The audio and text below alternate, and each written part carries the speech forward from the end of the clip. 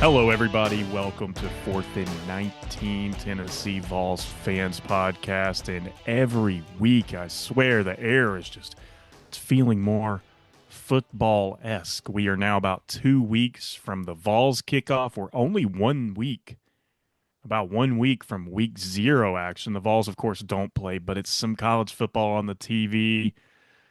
So, as always, I am Jeff. I'm joined by Stryker, joined by Mike. Guys, I ask it every week, but as we get closer, it's got to feel different. Are you ready for some football? Oh, absolutely. So much so that high school season in the Knoxville area kicked off yesterday. Mm. Me being a referee, I had a game down in the Chattanooga area. But man, it's just football, football, football. Just you can't get enough of it. Can't get enough of it. Bring it on. Let's Yeah, I go. know it's still August, but there's always something about this time of year that starts to feel a little like fall, even when it's still hot. You're still like, nah, we're almost there. Oh yeah, no, it's hot. I did get a little cramp in the hamstring yesterday. Little cramp. You A old little man over crampy there, cramp. little Yeah, I mean, cramp. I'm old and busted over here. Striker, how you doing? Any cramps or just football anticipation on your end? I mean, I got permanent cramps. I don't know. I don't know what my body would feel like without a cramp somewhere. Um, but it is definitely feeling like football season. Like Mike said, high school kicked off last night. Here in Knoxville, the kids are back in, so traffic is worse than usual. So we're right around the corner. Oh man, I cannot wait. Still in fall camp. We're recording this on a Saturday, so I believe today is the second official scrimmage of fall camp. Is that correct? The starting day. This is where you win your starting jobs. Yeah, and this is they say the scrimmage that could decide the quarterback battle. Do you think we'll get not a prediction? Do you think Heupel will name a quarterback next week? I think he will, just so you can try to get to some sort of normalcy with becoming game prep week, even though it's 2 weeks out. But like I said, just trying to get some normalcy. You got to get those first team reps. Get your game plan in. So yeah, I feel like he will name one, so he won't have to keep answering the question. Well, that'll be nice to hear. Give us a little idea of what's coming. And, the big hope right now is that there are no more injuries before the start of the season. The big news coming out of fall camp is that starting safety Idris Farouk is now out for the season after sustaining an injury. I hear he was even carted off the practice field with the leg injury. Stryker, you were pretty high on Farouk last year, and I know you were looking forward to seeing him play this year. How do you feel about this injury? I mean, that could be the biggest loss in that secondary for sure. You just got to hope that, some of the transfers can step up and step in. Um, but that's a major, major loss to me. I think he was going to have a breakout year. Did you guys get any Jermon McCoy PTSD when you heard Farouk's out for the season? Oh yeah, little bit there. I mean, just when I saw the report and then they said carried off in an ambulance to UT Medical Center, I was like, he's done. I mean, no telling what it was. Granted, it wasn't like just a January off season workout. So I mean, he's probably making a play on the ball or something. Probably Butch Jones swung by and left the helmet on the ground or something like No, that. my gosh. But Don't you put that on them. but yeah, it hurts. I listening to Stryker and kind of rewatching his play from last year. Yeah, I mean he was a big contributor. I mean he was the highest rated safety on the squad last year. Yeah. I mean the sky was the limit. Derek Owings' effect was in full force with him. His body looked great. I mean, yeah, just the awesome specimen of a safety. So it's gonna hurt. Shouldn't hurt as bad. It'll hurt the depth piece, but we got the Penn State safety transfer that's gonna hopefully just slide right on in there. Yeah, Take Dwan Lane. and I mean he's got a leg up, because he was in the system last year. So yeah, it's gonna hurt. But I mean, you gotta keep, left foot, right foot, repeat, as Pat Summitt used to say. Don't forget Yeah, to and breathe. I mean, you've heard some good things out of camp about Dewan Lane, who will likely be filling in that spot. But last year it felt like it was Idris Farouk and Ty Redmond were the two big ones we were watching like grow up as the Yeah. season went on. So you were waiting until that sophomore year to see how good they could be, and we will have to wait a year on Idris Farouk. We're going to talk about that in this episode. We're going to talk about how that secondary is impacted by that loss and whether it is as impactful as losing a Jermon McCoy or even as impactful as losing a Ricky Gibson last year. And guys, these early season injuries, they sometimes can really impact a season. So we're going to take a segment in this episode and we're going to reminisce about some early season injuries in the past. There have been some big ones. We talked about the Jermon McCoy injury and even the Ricky Gibson injury and how that impacted last year's secondary. But there's some famous ones in the past that we're going to talk about. But stepping away from the injury front for a moment, we did an entire episode one week on uniforms when Adidas was starting to release the uniforms. They did release the Smokey Grays this year, kind of a General Neyland Stadium tribute uniform. Did you guys get a chance to see those? I still have Unfortunately. not. So I heard, unfortunately, and I heard I have not. Yeah. Well, on my Googles to look these up, Striker, what was unfortunate about them in your mind? I mean, I think the helmets look like garbage. I get, I appreciate what they're trying to do. hmm I just think they missed the mark on pretty much every level. I think the white pants look atrocious with it. It's an Um, interesting idea. I mean, we've seen them in practices before, like the quarterbacks will wear a gray jersey with some white pants. but you used a word there, and that's practice. Yeah, if you want to go Yeah, we're practice, talking I about mean, practice. yeah. And the helmets kind of look like they've got on the safety, um, Oh, the padding. well, yeah, the safety padding on them. Like you could make that helmet look good that way. Illinois has done it. The throwback leather helmet look. It does not look like a leather helmet when it's gray and orange. It's weird to be a matte look too. I'm trying to think of Yeah. a time I've seen the Tennessee Vols wear a matte finish on a helmet. Like I'm all about giving props to what they're trying to do. They just there's so many good ideas out there for a gray uniform or tributes even, and it's like they take all of the fan ideas or fan made uniforms and they're like, okay, so we see what looks good. Now let's come up with our own idea of how not to get anywhere close to that. I mean, it is you know, part of the jersey. I've seen some people out there on social media, they really like it. I Oh like yeah, parts of it. Um, it, you know, Sometimes it feels, and my wife was talking about this, how it seems like it's a little over designed at some points. yeah. Oh The no, Neyland Stadium on the shoulders, how many patches can you put on one jersey? You've got to wonder. I do like the throwback Adidas logo, but then you have the Neyland patch, you have the SEC patch. God help them if they wear these jerseys in a bowl game. Where are they going to fit the bowl patch? Um, the it's too helmets, much. Yeah, the helmets are interesting. I'm not sure if I like the big star on the back. no. The white pants, you got the white outline on the numbers, which kind of accentuates the white pants. What do you think of the throwback logo they're using? The old 1950s interlocking UT, but not the standard interlocking UT that we typically think of that they used to have on the middle of the football field in the early 90s and that the baseball team often wears on their hats. This one's a different kind of got a little flourish to the serifs, I guess you would say. I mean, if they're using on the pants and the jersey. Yeah, I think and I the think armband. Yeah, and the armband. And so I think if you're going to do that, you need to have the field look like that too. Oh, you think Um, they'll do it? no, I don't.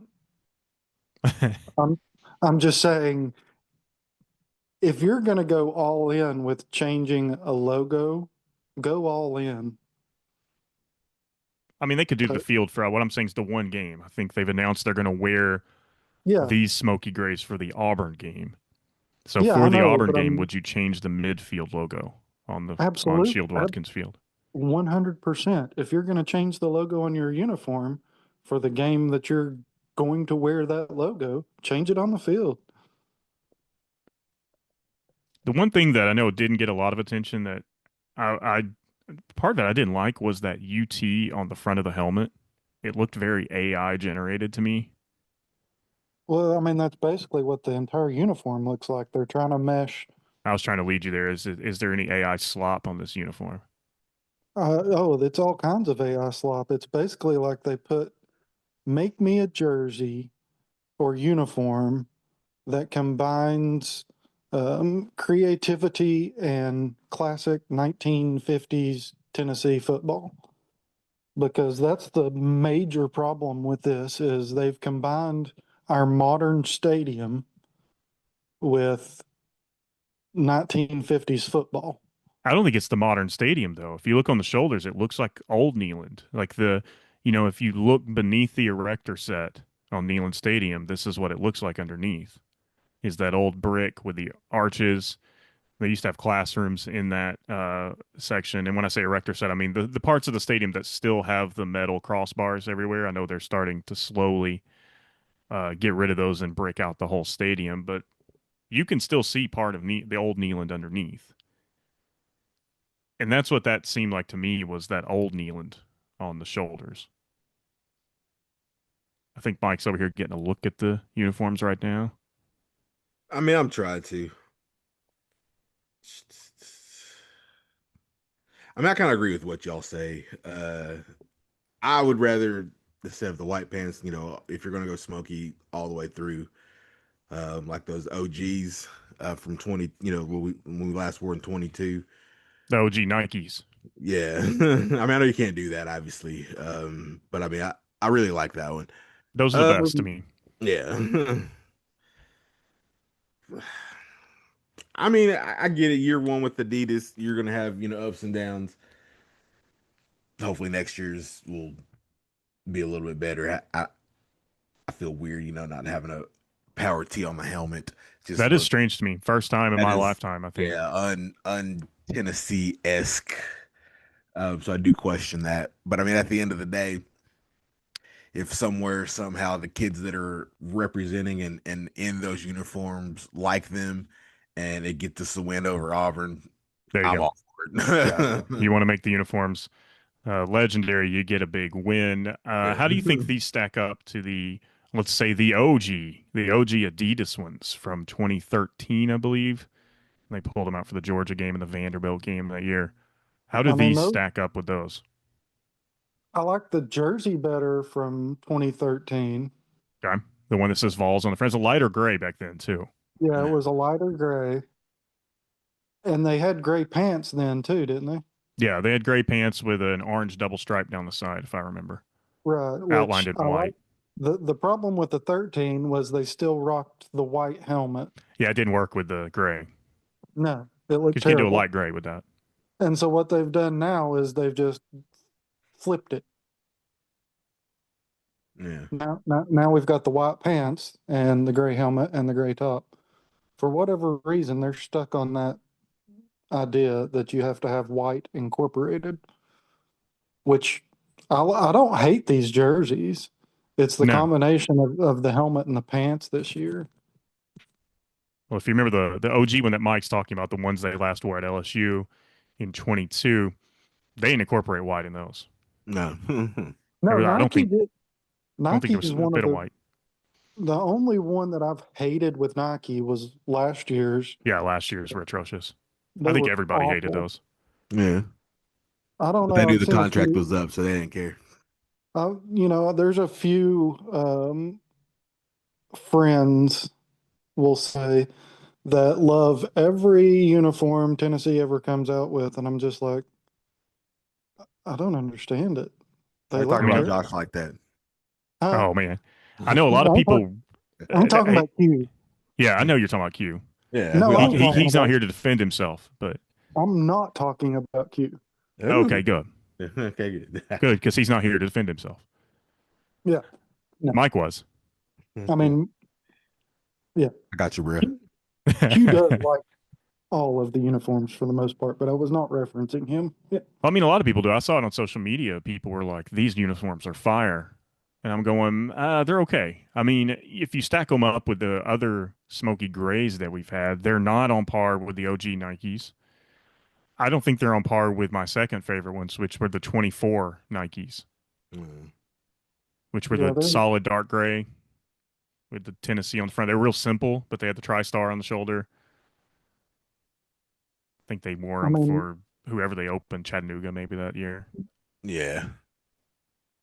yeah, Nike for the most part did a great job, except last year.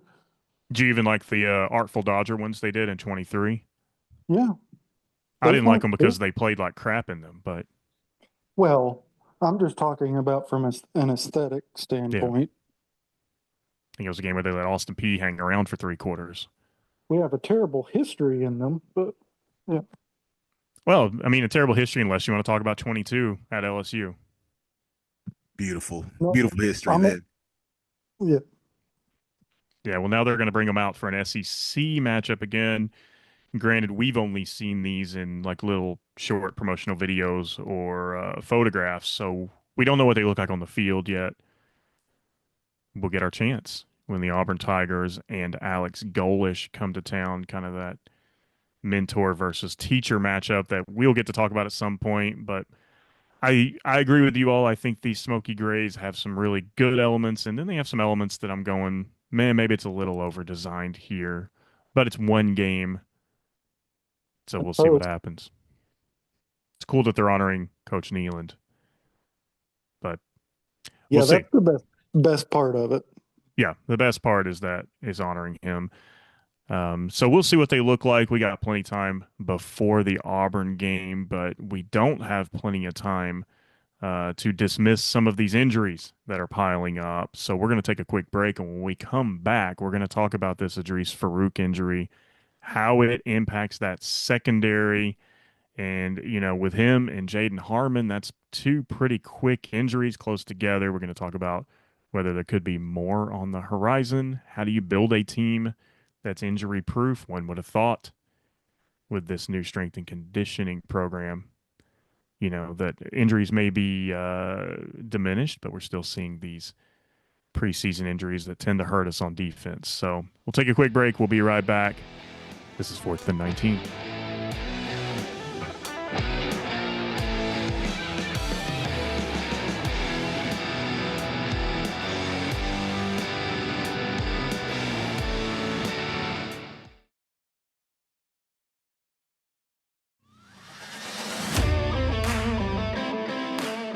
Welcome back to Fourth and 19. Guys, it's still fall camp, second scrimmage happening today as we're recording, which means it's also, I hate to say it, but injury season for the Vols. Fall camp and the preseason have not been kind to Tennessee's defense, in particular the secondary over the past 2 years. So Idris Farouk, really bad injury, carted off the practice field. He is done for the season. Young secondary, still young, a lot of new pieces. Guys, how does this impact that secondary, not just from a depth standpoint, but from a starting standpoint? I mean, it hurts. Because I mean, he was a returning starter. I mentioned in the opening segment that, he transformed his body. The Derek Owings effects was in like Yeah, you're seeing that with a massive lot of effects players. with him. Yeah. Um, I mean, he was the guy. Tennessee really hasn't had an eraser back at the safety spot since really Eric Berry. I don't believe I'm really forgetting anybody back there. Nah, But I felt like he could be that guy. You saw his athleticism in that Kentucky game when he tipped the ball to himself, Oh caught it, yeah, and pick then scored a six. touchdown. Got the pick six, and he was better this year. He was going to be better this year. He was bigger, faster, Yeah. So stronger. He was a Daft Punk song. it definitely hurts. But I mean, when you're playing big time, college football at this level, like I mean, injuries happen. You don't go out there saying, "Oh, okay, I'm gonna go half speed because I don't want to get injured." Because I know things like that. I mean, it's you Leave play. Kelly Washington out of this. I mean, he would just step out of bounds, you That's know. true. So I mean, that's different. Um, but I mean, he, like I said, could potentially racer. It just hurts all around. I mean, he was a starter last year. I mean, you're losing another starter again. Tends to be the trend right now for Tennessee, based upon McCoy, Gibson, and now Farouk in our secondary. Yeah, it hurts all around. Striker, the weakest part on this defense last year, I think by far, was the secondary. And this year Yeah. we were hoping for some improvement, especially because we had some young players that were growing up. Some pieces were brought in through the transfer portal. How does this injury damage that confidence in an improved secondary? Well, I mean, the good news is you've got a bunch of new pieces, so they don't have that low confidence that we had last season. Hmm. Um, you've still got, Ty Redmond. I think he's gonna jump. He's getting some preseason hype all around, like all SEC hype. And Yeah, I mean, I'm not super worried about it. More sad for Farouk than I am our yeah, you were looking secondary. forward to him, weren't you? But the good news is also it was a patellar tendon, I think. That's not, with the ACL, you may not quite come back the same. Patellar tendon's a little bit different. Just, you know, cartilage and ligaments versus tendons or the rehab process is quite different. So hopefully he comes back, you know, and doesn't miss a beat Yeah, I don't want to. next year. But Yeah, I don't want to put you on the spot here, but you've worked in this field before with physical therapy and knee injuries. You've had a pretty severe knee injury from football in high school. What exactly happened to his knee?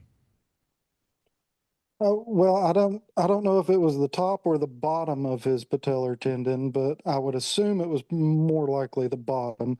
And basically the tendon that holds your kneecap in place was torn. So I would imagine that's what made it.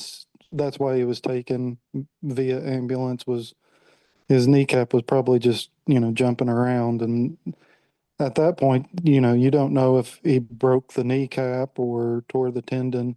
Had a friend in high school that did the same thing playing soccer. I mean, you're out for quite an extended period of time just because that tendon is so thick right there. Um, And it requires surgery to repair, of course, oh right? yeah, yeah, yeah. It'll be. I'm sure he's probably already had the surgery. I would guess. But like I said, we've seen lots of basketball players tear their Achilles, and they come back from that. There's one of them on this podcast, and he came back too. Yeah, but I ain't played pickup since. Mike did say that the Achilles injury is a quite painful one. Oh Yeah, yeah, no, they. yeah, it sucked. I'm sure it did not feel good. Well, guys, this is the second injury we've heard about, in basically like the past week. Jaden Harmon, we talked about on the last episode, a backup linebacker. He's done for the season. So there's two right here, one backup and one solidified starter. Fall camp's getting close to winding down. We're having the second scrimmage today. Are we in danger of more injuries? Is it always a risk? Or do you think they get a little bit softer on the back end of fall camp to prevent these injuries? It's always a risk. I feel like with the McCoy and Ricky Gibson injuries last year that they tried to have, precautionaries put in place. And I think that hurt the team because a lot of practices didn't have tackling. Yeah, They, you would hear about softer practices yeah, like last year very, when the very, injuries were very starting to soft pile up. practices. Um, that's one of those conversations where I do see both sides of the Mhm. equation, but at the end of the day, Heupel's job is to win football games.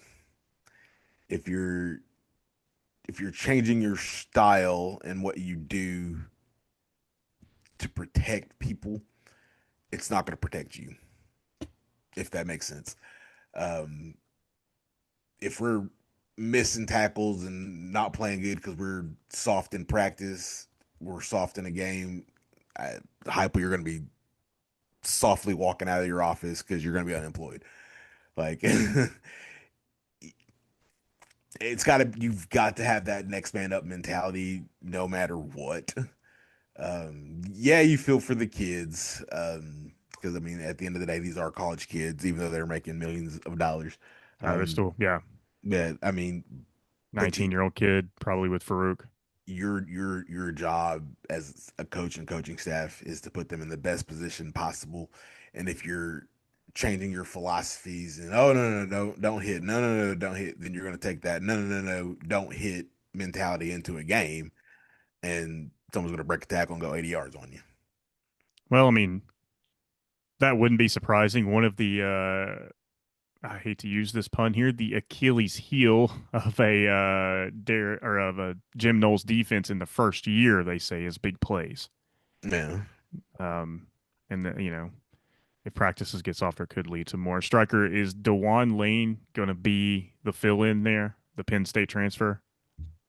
I mean, he would naturally be the one you would go to, just due to his experience and understanding of the system. I know we've got quite a few young players in again this year, so we don't really know who's learned the system, who understands what they need to be doing. Today's going to be a big day over there. Like Mike said, this is starter scrimmage day. We Starter Saturday. find out who gets what positions. Well, the coaches in fall camp have commented on what they say some unbelievable growth from Dewan Lane. One quote, they said he's getting better and better. We're gonna need we're gonna need it out of him, and we're gonna need him to play some really good football, especially now. So, are we okay on the back end, or will time tell? we got two transfers in. Was it Lee from Kay and Michigan? Lee from, was it Yeah. Auburn? Well, Kyan Lee for the corner, Oh, but he's a corner. the Yeah, he's safety's like corner. a leaf. Qua And Moss is the other safety, Yeah, wasn't it? Quamos. yeah. So we brought him in for a reason because our secondary couldn't get, hopefully can't be any worse than it was last year. So this is more of a time will tell type of ordeal. Um, but I do feel like, I mean, we're juniors and seniors back there now. I think Ty Redmond and Farouk were the sophomores. Yeah. So we've got experience. They've played. We went out in the transfer portal, got experience. Hopefully they've adapted to Knowles' defense better than we know. Um, the issue with the defense now sounds like it's the front four. Oh, we're gonna talk about that a little later in the episode because the inconsistency seems to continue. Guys with these injuries in mind, and hopefully we don't see any more significant injuries before the start of the season. Is it possible, or maybe I'll phrase it like this: how would you build a team that's injury proof? Is that just by building up depth? Is it better strength and conditioning? I don't know how much more you can invest in strength and conditioning than the Vols already have. But is it possible to build a team where, yeah, you can weather injuries in fall camp or in January, even when it comes down to Jamard McCoy, and not have a fall off like we did last year with the secondary. I mean, that's just about building depth, Hmm. which you would think in the year of the transfer portal, depth should never really be an option these days. Um, but understanding, if you've got complicated systems, building depth isn't necessarily the easiest thing to do. Right? You might have some raw talent back there, but if they don't understand the system, raw talent out of position is nothing. Which over the years, we've seen plenty of Tennessee players, offensive and defensively, that have had lots of raw talent. They just may have not been an every down type of player just because they didn't comprehend the system or they were just athletes. Mm. Yeah. Well, we'll see how much this injury either holds back the secondary. Who knows? Dewan Lane could take this opportunity and run with it, and then we could be saying, "Oh no, is Farouk about to transfer?" But we don't know. Let's hope, as Mike said, the secondary is not worse than last year. I don't know how it could be. Then you're looking at Derek Dooley territory where you're Yeah. allowing more points a game than you're scoring. I don't think we've run into that quite yet. So we'll see. It's 2 weeks, but 2 weeks is a lot of time before the start of the season, at least for injuries. So hopefully no other injuries happen. With that in mind, guys, we are going to take a quick break, but when we come back, we're going to talk about some famous early season injuries for the Vols, at least ones during our lifetime, and ones that have really changed the course of a season. I'm sure Mike is not going to blame me for Robert Meacham in 2005. That would never happen. I've never, ever done that. Listen, going a little outcast for us there. So we'll take a quick break. We'll be right back. It's 4th and 19.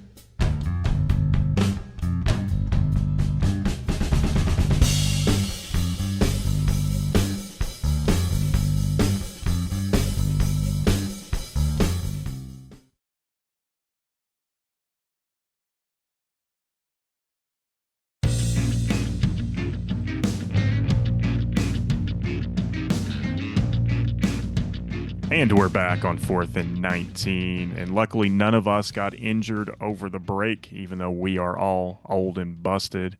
You might get cramp over that break. Residuals left over from yesterday, still kind of kicking in. Striker, you're breathing right now, so you got cramps, right? I mean, like I said, I don't know when my body doesn't have a cramp. If I didn't have a cramp, we need to go to the hospital because something's wrong with me. Yeah, they weren't kidding about that getting old thing, were they? No. Well, speaking of getting old, it means that we have seen a lot of Tennessee football, and it means that we have seen some preseason injuries in our lifetime, and we've seen ones that have really changed the trajectory of a season, especially some seasons that were really hyped. And then injuries can put kind of a cap on the potential for those teams.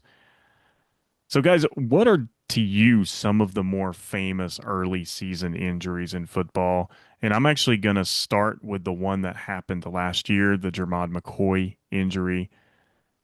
How did that one impact the secondary? We've talked about it, but real quick, how did that one impact you and your expectations for last season and the secondary overall?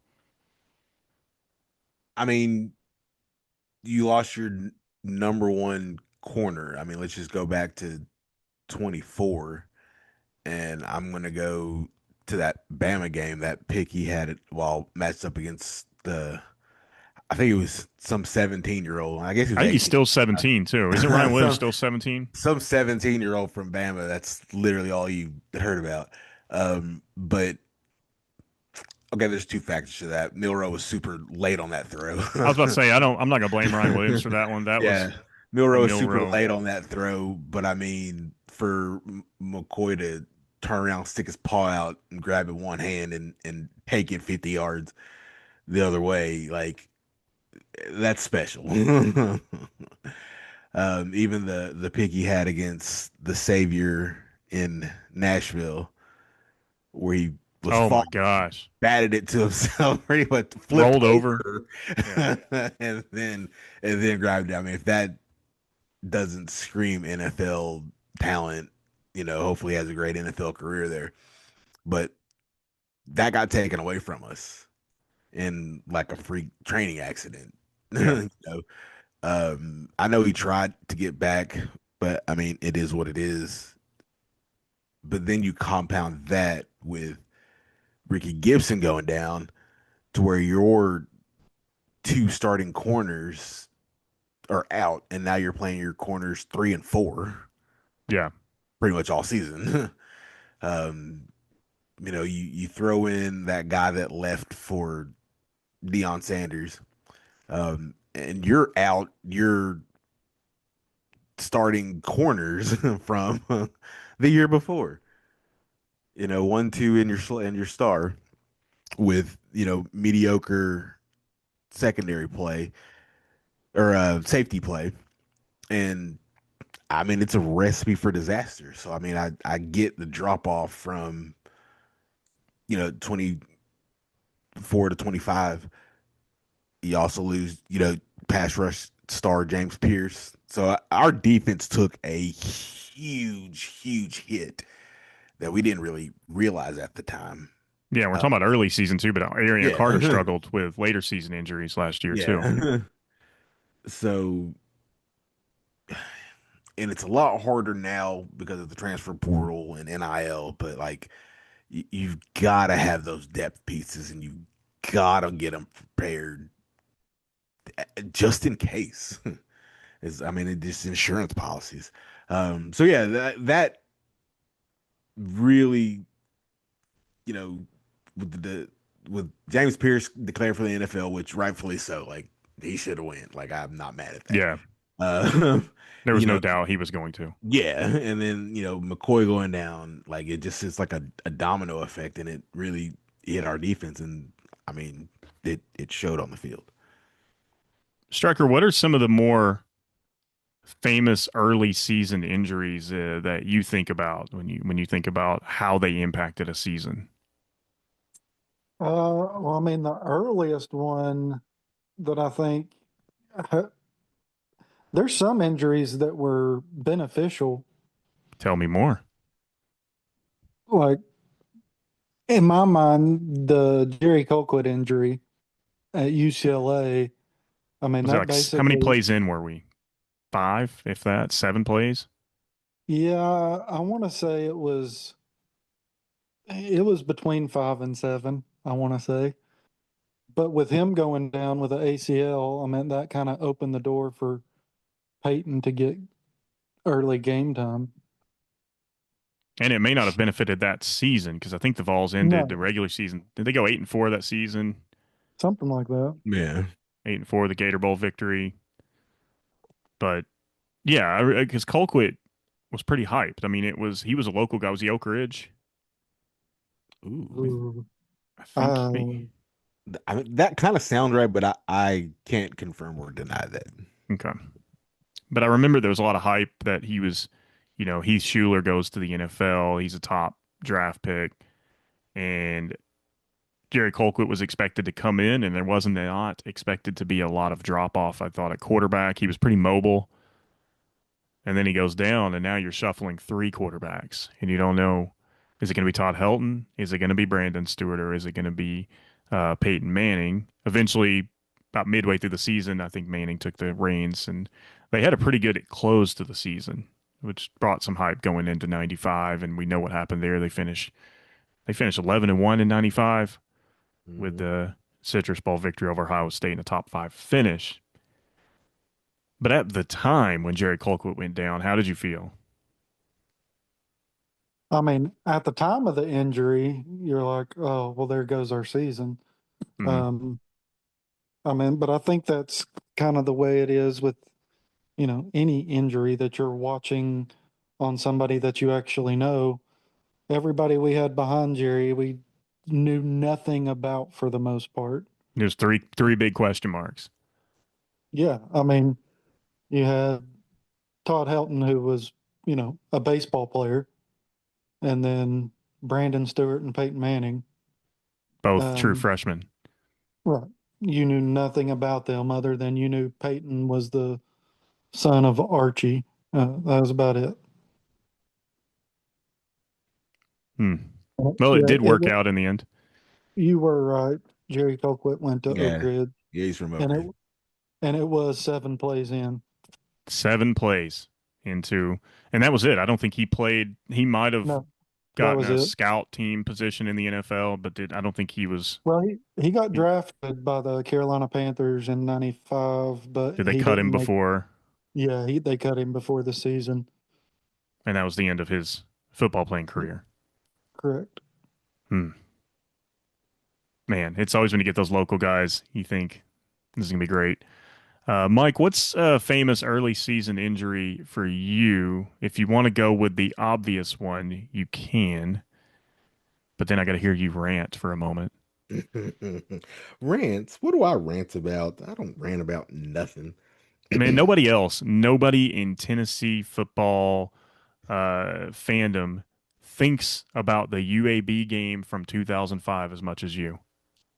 I mean, it's your fault that you said Meachem's gonna get hurt, and he did. I mean, like if you I would didn't say, I said, what if he have gets hurt or something like that? I got to watch him you, get hurt today. you spoke it into existence. If you didn't speak it, it wouldn't have happened. Was that first quarter as well? Yeah. But I mean, he came back, and I mean, by that point, the season was it was what it was. But I mean, that one did hurt.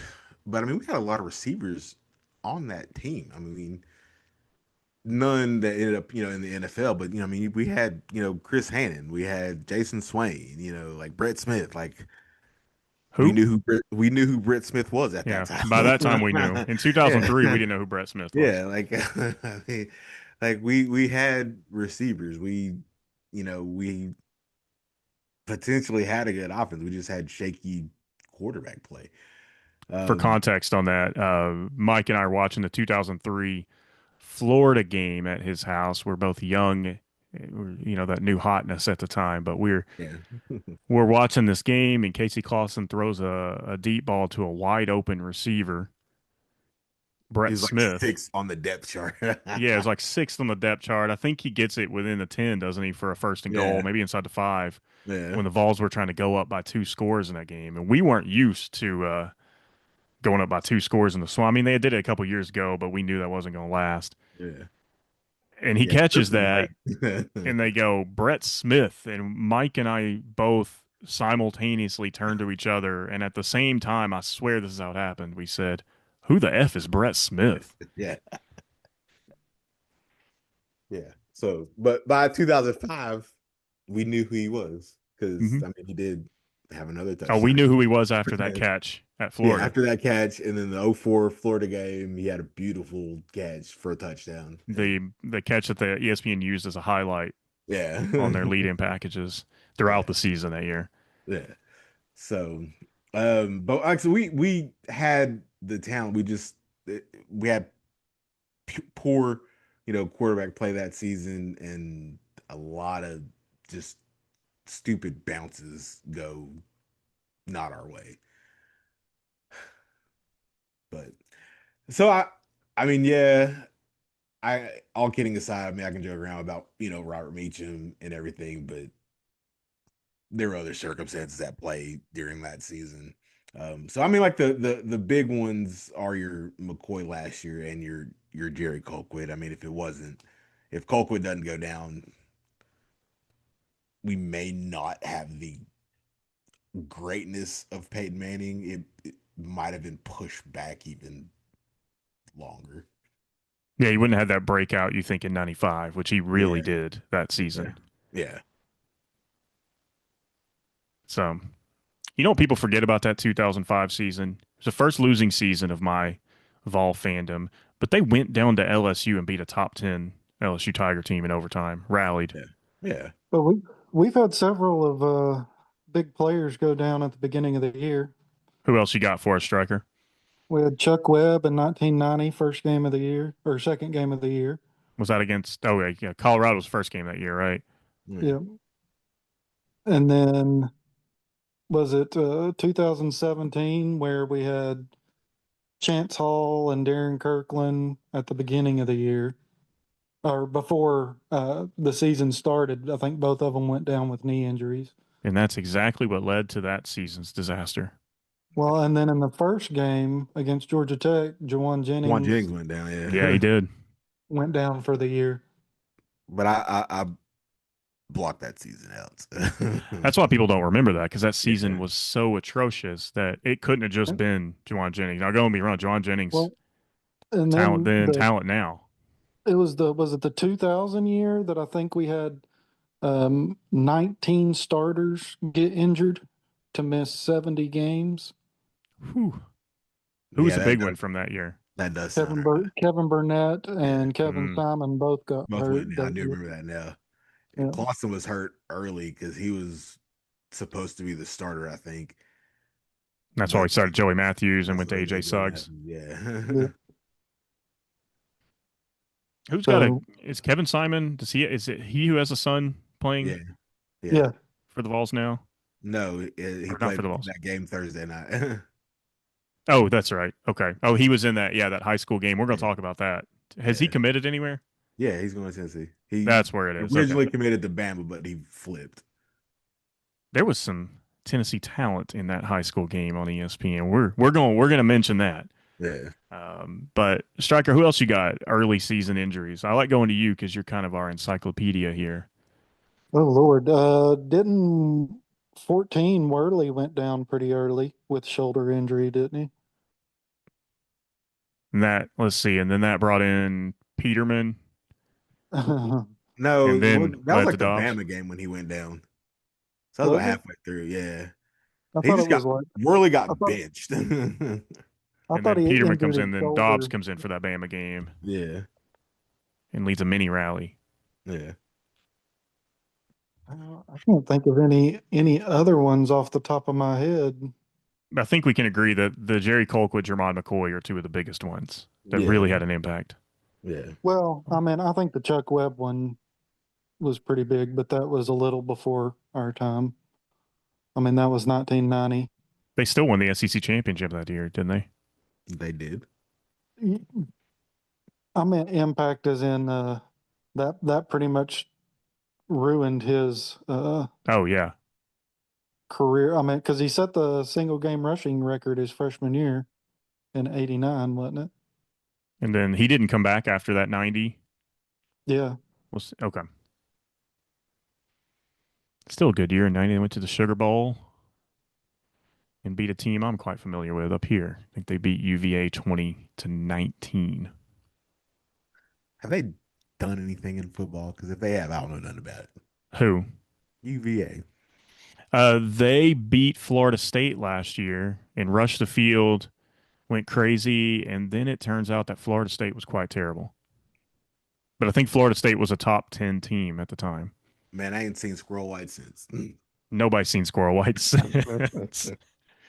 But they did beat Bama that year, so Squirrel White beat Alabama on as a member of two different teams. I'll give you that. Well, that's about all you can give me when it comes to Squirrel White. Well, hopefully, real quick, guys, when you're a fan and this player that you're looking forward to seeing play, so like Idris Farouk, when they go down, how does that impact your confidence going into the season? I mean, it hurts, but I also have that next man up mentality. Hmm. I mean, I've mentioned it before. It's a lot harder now with the transfer portal and NIL to build that depth because nobody wants to wait their turn. Um, so yeah, I mean, yeah, it's the initial word or news is always shocking, and oh man, here we go again. That BVS starts kicking in. There it Uh, is. but I mean, after like a day, I mean, it's what they teach. I mean, you gotta fight a fight, forget it, drive on. You just gotta keep moving. I mean, injuries are part of the game. Yeah, it sucks, but Sucks before you even get to play a game, though. That yeah, but I mean, the next game's coming. You got to get ready. Striker, what about you? Does that did let's just use Farouk's injury as an example. Does that cause your BVS to kick in a little bit? Oh, absolutely. I mean, just because of how high I was on him, Hmm. I mean, you know, whenever I saw that injury at work, I was like, okay, well, there's next year. You've already this season's done. The season's done. Not that he's, one player on in the secondary isn't going to make or break our year, but multiple might. Um, Yeah, the we've margin not for even, error becomes a lot slimmer. yeah.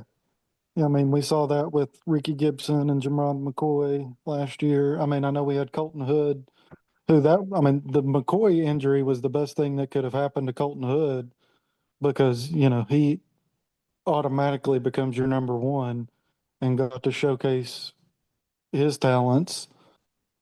But yeah, the BVS kicks in hard when you see, you know, names that you're familiar with go down that had a lot of promise. Yeah. Well, hopefully no more go down before kickoff, and hopefully even after kickoff, we can have a relatively injury clean season. I know injuries always happen, but hopefully nothing serious. But we're going to take a quick break. We're going to come back, and before we close out this episode, we're going to look at some other Vol news that we haven't discussed. We might talk about that Thursday night high school game that Mike was referring to a second ago. So stick around. This is Fourth and 19.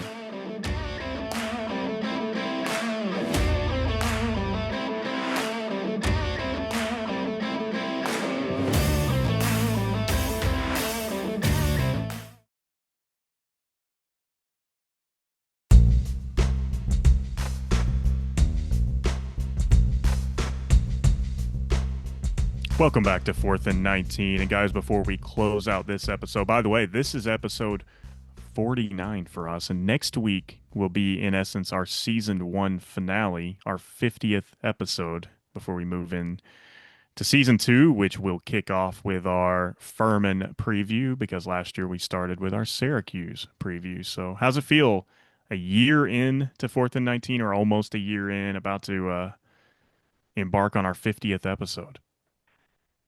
I mean, I will say that it has been a great little journey. I don't feel like I thought it would go this long.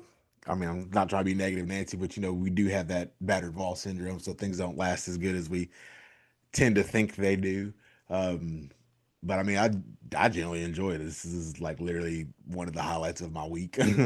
Oh, So I wouldn't I wouldn't change, anything. And it's kind of like our first tailgate there, Jeff. Just started just me and you, and then it's expanded. We've had guests. me, you, and a bag of boiled hot dogs. Yeah, we've had guest stars. We've had people, sit in, not want to speak, but just kind of sit in.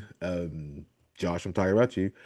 Um, but We're gonna get him to yeah, say something one day. yeah. One day we'll get you to speak with us while we're on. But I like I said, this is a great highlight of the week. So I'm excited for what we've got planned for season two. And we do have some plans. Struck, are you excited for season two? Always. I mean, it's an adventure, it's a journey, and that's what it's all about. Well, and Mike, the rule is you talked about that battered Vol syndrome, but even if they have a terrible season, Oh, we still gonna be here. we're still gonna be here. Well, other Vol news this week, something that could lead to a bad season. I don't want to bring our BVS into this any more than I have to, but it seems like from fall camp, we're hearing that the defensive line's still struggling a little bit. Is this a problem, or is the O line that they're facing just that good? I hope it's the latter, that the O line's just that good. Um, I mean, only time will tell. So we'll probably won't be an issue in week one. We'll see more in week two. But by week four, we got to have whatever it is locked and loaded and taken care of and ready to rock. So if I have confidence in any position coach, it is Rodney Garner. So here's hoping we'll get that right. Yeah, and I like his honesty about what's going on. He's not just trying to sugarcoat anything. Striker Idris Farouk goes down. The D line seems to be struggling with consistency. Should we hit the panic button yet on the defense? Not just yet. I mean, they're still. I think that may be one of those situations like you have with the Josh Dobbs. They may not be seeing what they can do in practice just because they're still not tackling in practice. I mean, it's hard to go full throttle when you can't hit the quarterback, when, you can't take people down the way you're normally going to be doing. So maybe they just need to get some hits in. Hey, I like that. And hey, a couple weeks they will be able to. Guys, we mentioned that Thursday night high school game recently. So Baylor played Brentwood on ESPN on Thursday night. We got to see a lot of young talent. I know the big story was about Peyton Manning's son taking some snaps, but it really seemed that the show itself was stolen by DGG. He ended up with about 250 yards or so, three touchdowns. Incredible night for the young five-star running back, Vol commit. Strangely, still a five-star, I think, even as a Vol commit. Did you guys see any of the highlights from DGG? I'm watching The, one right now. yeah, I mean the handoff kind of flips, puts his hand in the dirt. Yeah, Literally does a handstand for like 10 seconds and then gets back on his feet and runs some more. Like, like I words can't even describe that play. And I mean, glad nobody hit his arm because that would have sucked. yeah. But go ahead and just sit out your senior season and just come on down to Rocky Top, man. Just come. Well, I guess come on up to Rocky Come on Top. up. Yeah, he's got to come Come up. on He's up got to to hit Rocky Top. I-75 and get up there. Yeah, come on up to Rocky Top, bro. Do you see that highlight where I think he was playing receiver, which he can do, and it's great the way he can play receiver because it's a very Heupel like Yeah, formation. Run that little wide receiver screen, just get the ball in his hands. You see that one where he took that wide receiver screen, guy yeah, hits him in the hip, just bounces off. Another guy wraps him up, rips his helmet off, yeah. and it don't even bother He DGG. He still just keeps going. on running, no helmet. Well, one of the new segments called "Throw the Flag" that'll be coming out in season two. I Hmm. mean, once that happens, the play's dead. So, but he still looked. Don't matter. It's the He fight, still right? looked good. Yeah, it's the fight. Strike, you said you're watching a highlight right now. What'd you think of him on Thursday? I mean, he reminded me. I don't know if y'all have ever seen highlights of Nick Chubb in high school, but it looked like highlights of him or highlights of Derrick Henry is what it looked like. Which I'll take both of those as college running backs any day of the week. Oh my gosh. Um, they were both phenomenal freaks in college. But yeah, he's got a mobility to him and an awareness of where his body is. Hmm. Um, so that I mean, it's exciting stuff to see as long as we can keep him committed. That's the thing. There's no chance of him flipping, right? I'm pretty sure he's already mentioned that he's only talking to UT. So Yeah, here's he hope. did make that comment where he's essentially sounded like he's shutting down recruitment. Yeah, But you got to think he just had a national spotlight on ESPN where he showed the nation that he may be the number one high school running back in the country. yeah, You got to think other schools might be saying, we might want to put up some more money and see if we can flip him. But he already has a contract with Adidas, right? So that yeah. I kind of think so. limits what he can do. Yeah, I think that is true. Striker, you think there's any chance he flips before signing day? I mean, I like to say no, but never say never. Yeah, and that's the thing that you've heard some people say that, a lot of question marks on this Tennessee team for 2026. And if things start to go south, DGG might look at other options, or if the unthinkable happens and they do fire Heupel, which people tend to think is a possibility. I don't think it's a possibility after this year, but could that impact anything? I mean, possibility, but I feel like as long as Danny White is in charge, I don't think Heupel will go anywhere just yet. But I mean, warnings could be given. I do like the fact that, Heupel noticed he was having issues on defense after last year, so he made that change. And he had no he and another thing that I think doesn't it gets some attention, but is Heupel noticed that the team was wilting in the second half sometimes last year, Yeah, yeah. and So so they bring in a new strength and conditioning coach, make him yeah, the highest paid strength and conditioning coach. My guess is of all time in college football. right. I would have to agree with you on that. But Heupel also said that, I guess in his I think it's 10 years as a head coach. He's had a first year starter at quarterback 7 times.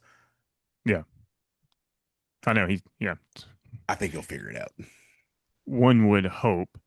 And it's funny that we get excited about these DGG highlights because it looks like a big time talent is coming to Rocky Top, but then the next thing that happens is our BVS kicks in and we start saying, "Oh no, is he going to flip?" Right. Because as Vol fans, we can't have nice things. Uh, Yeah. Striker, you said that the second scrimmage, starting scrimmage, is now ended, and you're reading some of the comments. You said Heupel had a comment on the quarterback situation. What'd you hear, or what are you Well, reading rather? yeah, you all are very much aware, that is the conversation in pretty much all of Tennessee football media right now is the quarterback battle. He didn't really go into too much detail or say anything you would not expect him to say. And that's pretty much that, they're both looking good.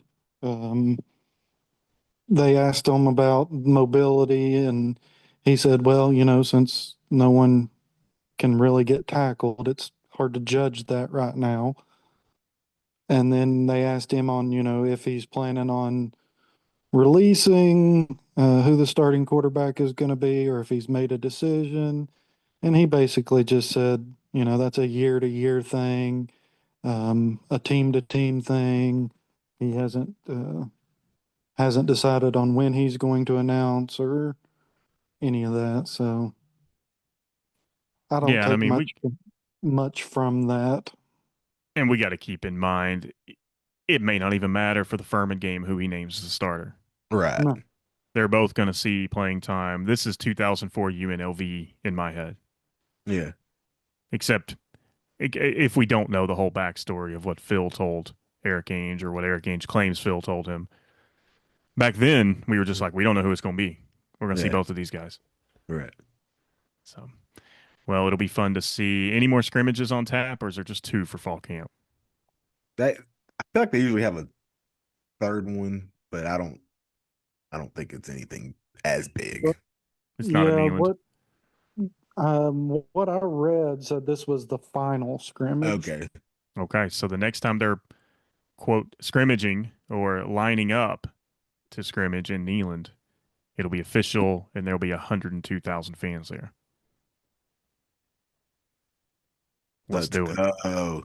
And that Let's means go. and that means we'll get to hear 102,000 fans Let's singing go. our national anthem. Gosh. Oh, just a couple of weeks, so we got to brush up on it and be like, good old Oh, Rocky Rocky Top. Top. Woo! Woo! Rocky Top Top 10. 10. Go Vols. Go Vols! Let's go, Vols. Well, this is 4th and 19, our penultimate episode in season one. So next week will be our season finale as we gear up for the 2026 football season. So, as always, thank you for listening, and we'll catch you next week.